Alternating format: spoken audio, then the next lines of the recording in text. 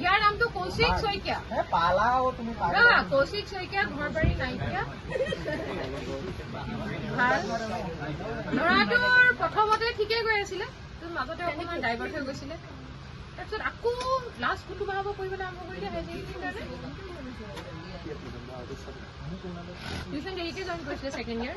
তাৰপিছত ইয়াৰ ই বহে সদায় সেই লাষ্ট বেঞ্চৰ তাৰ ছেকেণ্ডত বহিব। এই নিয়ৰ যে বহি আছে ই বহে। এটা লাইন কৈছিলো ন তহঁতৰ গ্ৰুপটোৰ ভিতৰত ভৱিষ্যত মানে আগতে দিলো।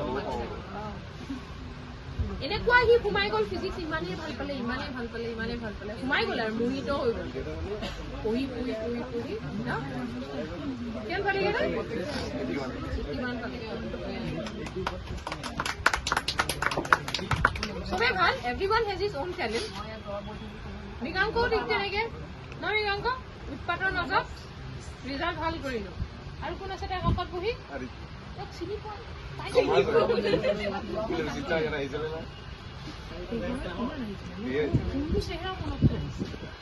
তুমি বেয়া নাপাবা দেই, মই তোমাক আইডেন্টিফাই কৰো। তুমি মোক আইডেন্টিফাই কৰিব পাৰিলা নাই বাৰু? উইথ দিছ ক্ৰীমত